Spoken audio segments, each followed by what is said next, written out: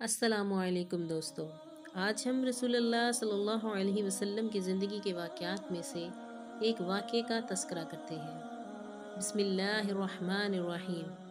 حضرت سلمان رضی اللہ تعالیٰ عنہ فرماتے ہیں کہ ہم لوگ رسول اللہ صلی اللہ علیہ وسلم کے گرد بیٹھے ہوئے تھے کہ اتنے میں حضرت ام ایمن رضی اللہ تعالیٰ عنہ آئیں اور انہوں نے کہا، یا رسول اللہ صلی اللہ علیہ وسلم، حسن اور حسین رضی اللہ تعالیٰ عنہ گم ہو گئے ہیں۔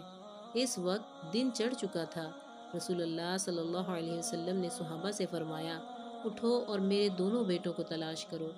چنانچہ ہر آدمی نے اپنا راستہ لیا اور چل پڑا، اور میں رسول اللہ صلی اللہ علیہ وسلم کا راستہ لے کر چلا۔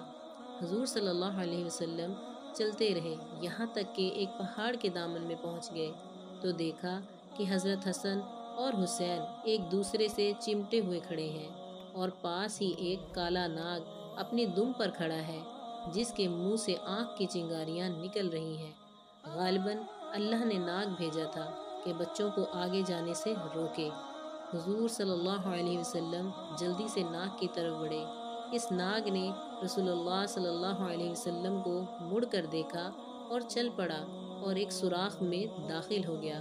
پھر حضور صلی اللہ علیہ وسلم ان دونوں کے پاس گئے اور دونوں کو ایک دوسرے سے جدا کیا اور دونوں کے چہرے پر ہاتھ پھیرا اور فرمایا، میرے ماں باپ تم دونوں پر قربان ہو، تم دونوں اللہ تعالیٰ کے ہاں کتنے قابل احترام ہو۔ پھر ایک کو دائیں کندھے پر اور دوسرے کو بائیں کندھے پر بٹھایا۔ میں نے کہا، تم دونوں کو خوشخبری ہو کہ تمہاری سواری بہت عمدہ ہے۔ رسول اللہ صلی اللہ علیہ وسلم نے فرمایا، یہ دونوں بہت عمدہ سوار ہیں، ان کے والدین دونوں سے بہتر ہیں۔ جزاکم اللہ خیر۔ السلام علیکم ورحمۃ اللہ وبرکاتہ۔